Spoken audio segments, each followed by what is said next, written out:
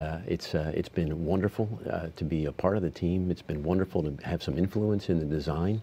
And now, you know, it's almost surreal. There it is out on the pad. You know, the labor of the last 8.5 years is sort of coming to, you know, it's game day, right? The big test is. And mind you, you know, our big game, right, for the spacecraft actually begins when the launch vehicle releases us 11 minutes from now. So we've got a lot of work to do. Even though this is the exciting part that everybody enjoys watching the launch,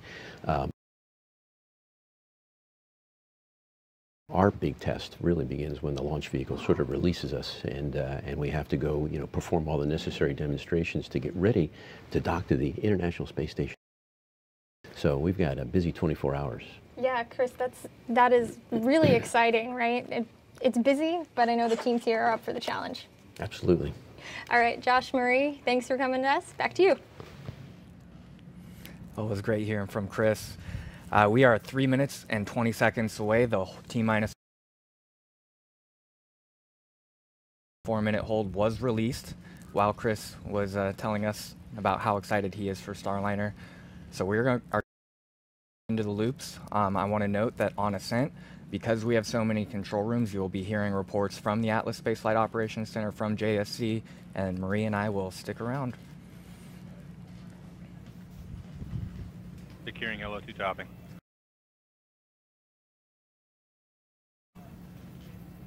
Atlas tanks to flight pressure.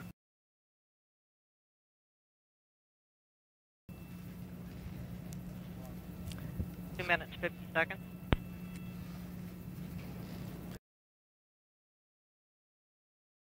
FTS internal.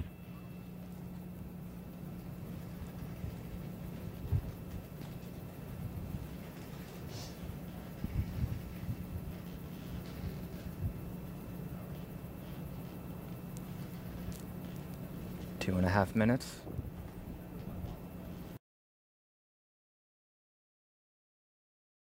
Atlas tanks are at flight levels. Centaur will be momentarily.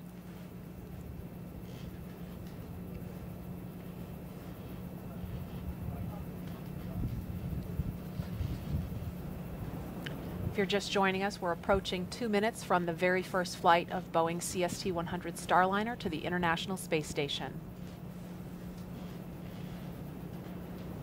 159. Vehicle internal. 155. Block sequencer start. 150. Securing Centaur LH2. Securing Centaur LO2. There's the rocket is now on internal power as well. Both Atlas and Centaur 140. tanks. Launch enabled. 137. FTS armed. That was the flight termination software if Atlas veers off course.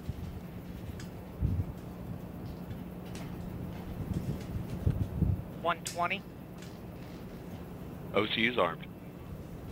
SCS count started, EDS ascent mode. That was that emergency detection system, EDS.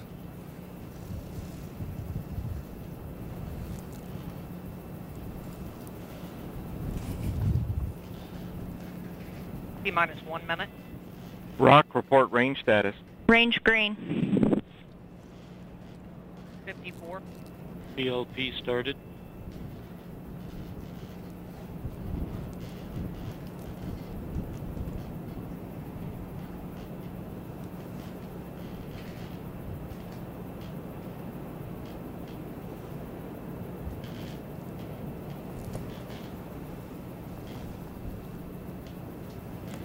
Thirty seconds. T-minus 25 seconds. Status check. Go Atlas. Go Centaur. Go Starliner. Go Starliner.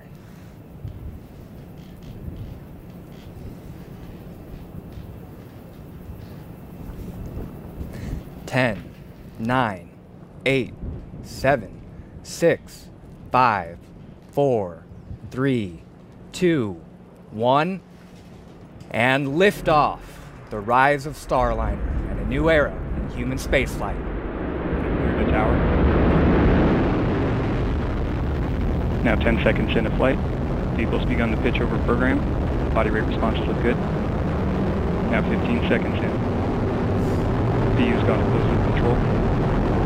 RD-180 looks good at full thrust. Seeing good chamber pressure on both SRBs. Now 26 seconds into flight.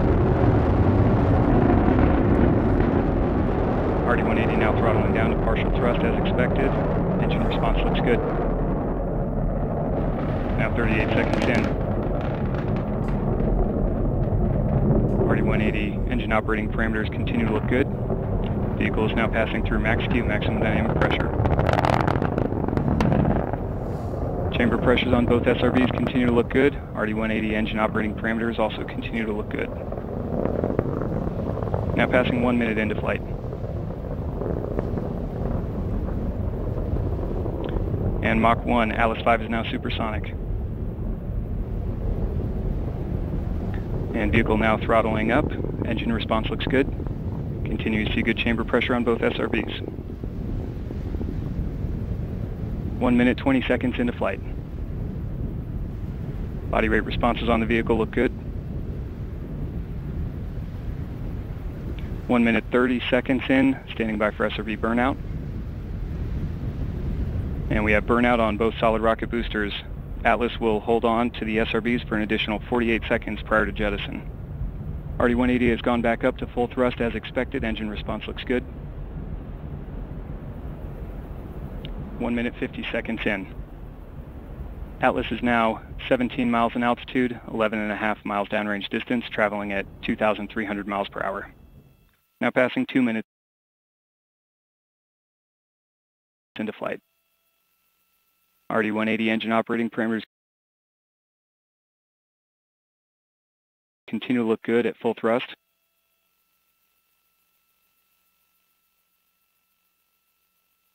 And at 2 minutes, 11 seconds into flight, the Atlas rocket now weighs just 1/2 of what it did at launch, burning propellant at a rate of 2,800 pounds per second. And we've seen good indication of jettison of both solid rocket boosters. Vehicle's gone to closed loop guidance. Now just under 2 minutes remaining in the booster phase of flight. 2 minutes, 35 seconds into flight.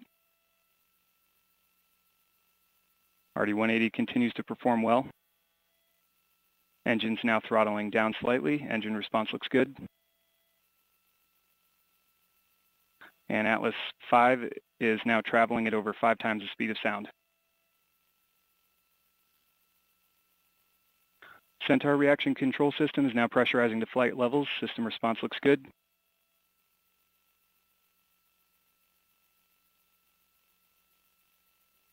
Three minutes, 10 seconds into flight. Atlas 5 is now 38 miles in altitude, 80 miles downrange distance, traveling at 5,800 miles per hour.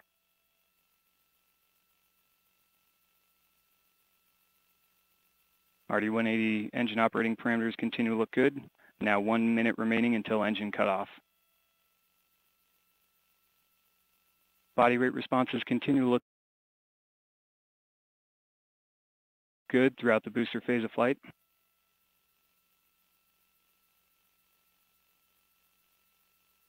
And RD-180 is now throttling to maintain a constant 3.5 G acceleration limit. Engine responses will all look good.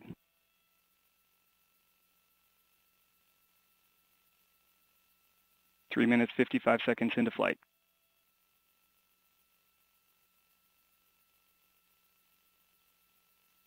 And Centaur's begun the boost phase chill down sequence. 20 seconds to BECO.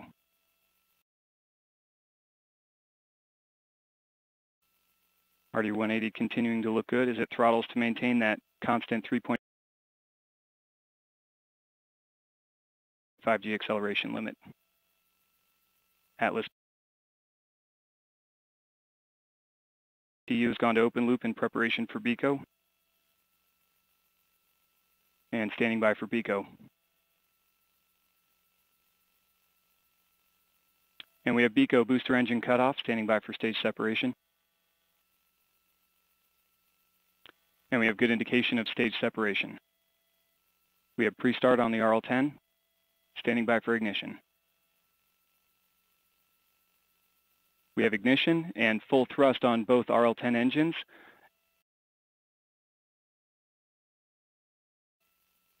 Chamber pressures look good on both engines.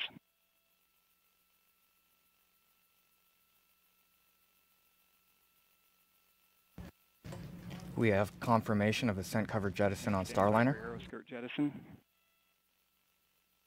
And we have good indication of aeroskirt jettison.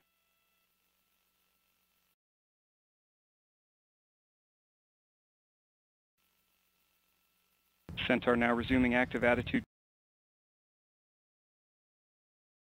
control after successful aeroskirt jettison. Chamber pressures on both RL-10 engines continue to look good. This was a very critical piece of the mission here. Staging is always a very dynamic piece of flight. Now passing 5 minutes, 30 seconds into flight.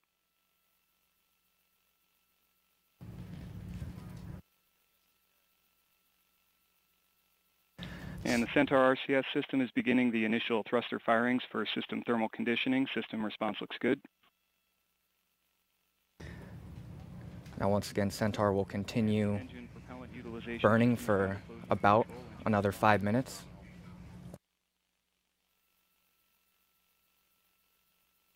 Now passing 6 minutes into flight.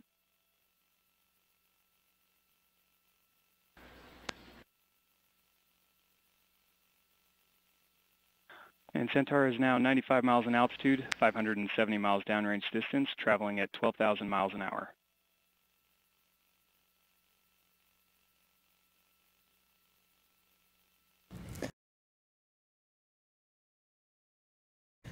Those dual RL-10 engines continue to propel Starliner.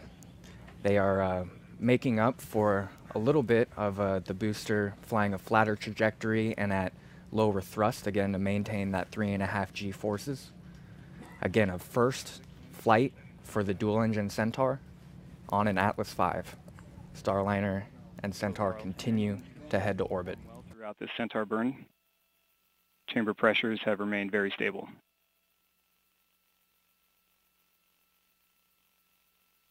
Just under 5 minutes now remaining in the burn.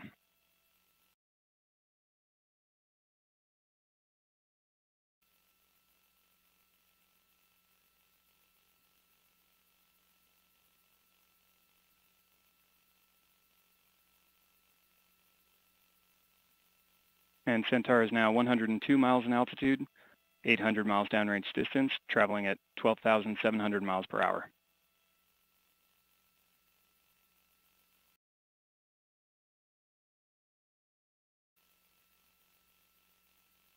And the Centaur propellant utilization system continuing with active control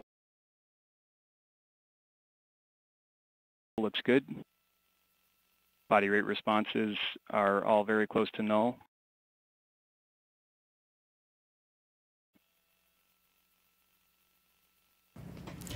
That means Atlas is flying almost exactly where it needs to be. Periodic thruster firings as expected.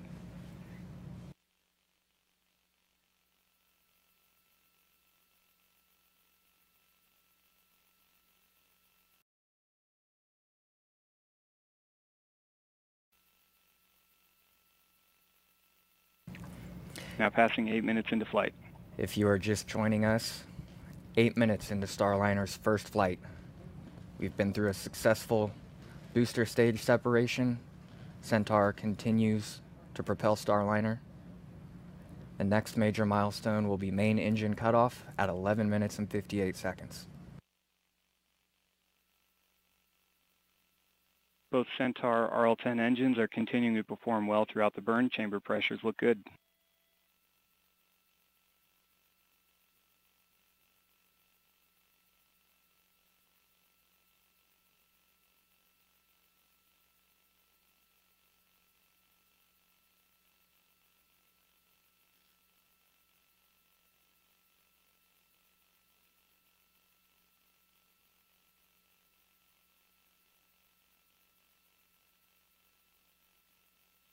And now coming up on 9 minutes into flight, Centaur is 101 miles in altitude,